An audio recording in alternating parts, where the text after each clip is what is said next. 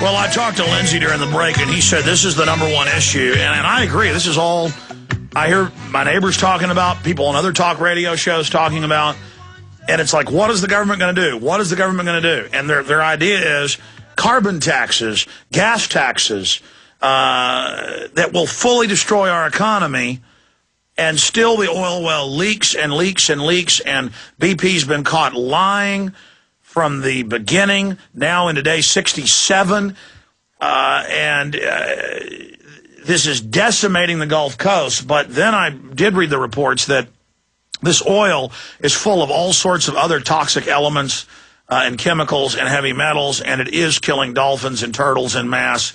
It is just destroying the fishing, the agriculture. The government's done everything it can to block a good response.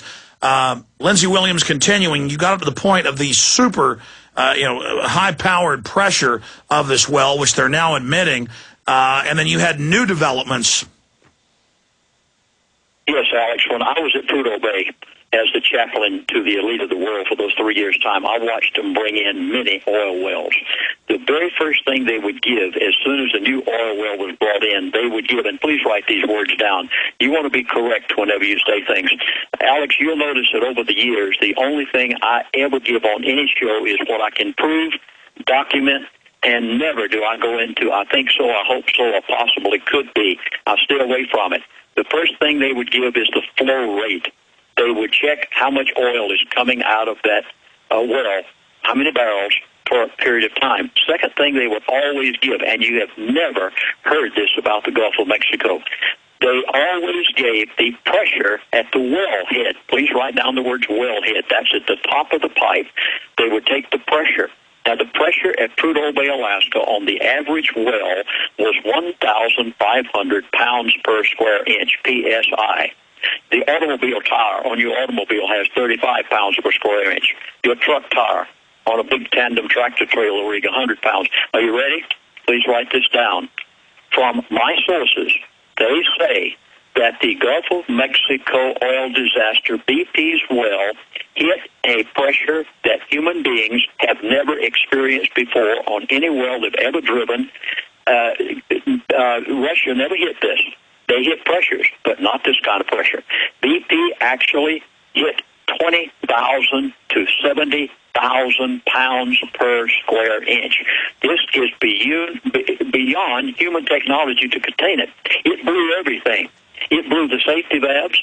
It blew holes in the pipe. Oh, please, this is a new one. I'll intersperse these as we go along.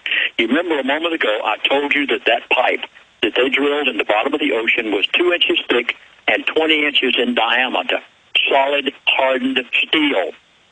That pipe right now is no longer 2 inches thick. It is 1 inch thick. Let me explain.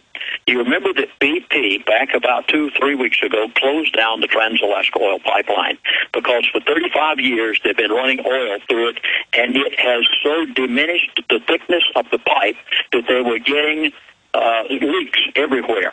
This happens over a period of time because of the extreme pressure and the abrasive substances that are coming out of this pipe in the Gulf of Mexico. The thickness of the wall of that pipe is no longer 2 inches. It is all the way down to 1 inch now. And by the time they can plant a nuclear device, an angle drill, and put it in 3 to 4 months from now, they say as soon as they could possibly do anything about it, there will be no pipe. I mean, this is so drastic, folks. I sit here startled. Meanwhile, there's fissures. 70,000 pounds per square inch. There'll be no pipe there. Meanwhile, there's fissures all over the ocean floor many miles away, leaking, so there's these fractures. And for those that just joined us, BP has now admitted, this is up on prisonplanet.com, they were aware of cracks in oil well 2 months before the explosion, and that they were giving orders to people on the well that the engineers said were dangerous. So just very reckless by BP. Now, getting into the toxicity, you say you were on a talk show in Florida, and that people were calling in saying they were sick. We know the workers in Mississippi, Louisiana, and Alabama are very sick. BP's tried to make them sign waiver forms. They're not even giving them the proper breathing apparatus they need because of the type of toxic chemicals that are off-gassing out of this oil. Yes, that is the most dangerous part.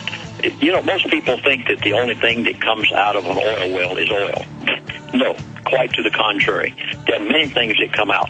And it depends on the field or the strata that they go into as to what will actually come out of that well. What is coming out of the well in the Gulf of Mexico? Now, the oil has kind of a reddish color. I know in the last 20 minutes I've had him recap what he covered with us last week, and now he's going to get into the new developments from his sources. And then I'll also give you my perspective, and we're going to be taking your phone calls here in just a few minutes.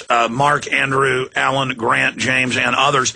The toll-free number to join us on air, dealing with the oil spill and the aftermath, 1-800-259-9231. But I have seen EPA scientists saying in some areas of the Gulf, there is toxic gases. You should move out of the area. We know they have moved National Guard in. There's been rumors of evacuation. But Lindsey Williams, you said you've been talking to Gulf radio shows you've been on, and I've been on a few myself, in Florida, in Mississippi, in Louisiana, in Alabama, and none of the people are saying they're being told to evacuate. But we saw what happened with Katrina, where they locked down the city, wouldn't let people get out, and then came for the guns. And so the government is capable of anything. My concern is if a hurricane does hit, and we're only about 2 months out from that, unfortunately, not only will you have the currents taking it out of the Gulf, around Florida into the Atlantic and dispersing it into a wider area, which is still a problem, but at least it's a larger mass area that it'll be in, more diluted, more time to break down through regular biodegrade that oil is very susceptible to. But that the hurricanes are going to drive all that oil, most of it out in the ocean, up on the beaches with the chemicals that it's off-gassing. And so that could trigger just a disaster of unprecedented proportions here in North America. They have had similar things happen in the Gulf and different regions around the Middle East. It's happened in Indonesia. So they have had other big oil spills, but this one is starting to rival those. So continue with the toxicity issue, and then any intel you've got on moves for forced evacuations, because I saw these reports 2 weeks ago, and I called the towns it was supposedly happening in. I called hotels. I called 7-Elevens. People said, no, there's no troops here. Now, some areas said there's troops here, but there's no evacuation. So, Lindsey, continue, and then we're going to go to phone calls. Well, Alex, you mentioned a subject a moment ago that I need to briefly touch on so they'll understand the magnitude of this whole thing. Senator Bill Nelson appeared on, he's a Democrat from Florida, he appeared on MSNBC with Andrea Mitchell on the 9th of June. And he said oil is seeping up from the seabed. Just after that, the National Oceanic and Atmospheric Administration, who has been denying that the NBP, both, for all of this time, has been denying that there are any leaks coming out at other places in the ocean. That means plumes of oil coming up that somehow escaped from that pipe, because undoubtedly that big pipe was perforated at the time this humongous amount of pressure hit it, 20 to 70,000 pounds per square inch. They just admitted to it. This is by Chris Baltimore from Houston, Texas. It was on Reuters News on June the 8th, and they said, experts are investigating and report admitting oil plumes estimating from the BP's pig-stricken oil well in the Gulf of Mexico, and they say that these plumes are appearing as much as 20 miles away. Did you catch that? Folks, do you realize that 25 to 30,000 feet down, that big 2-inch thick hardened pipe, steel pipe, has undoubtedly burst.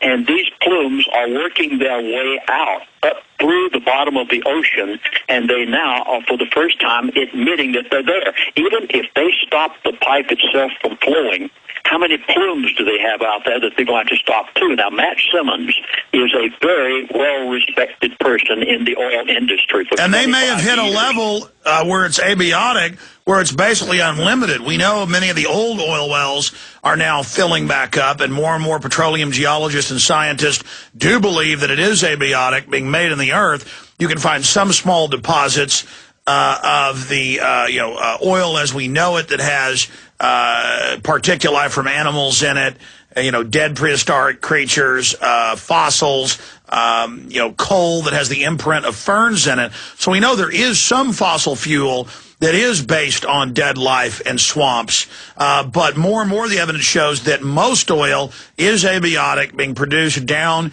in the earth. And what if they've hit a new strata and this sucker just keeps pumping for years? Then we could have a problem, which is biblical in proportions.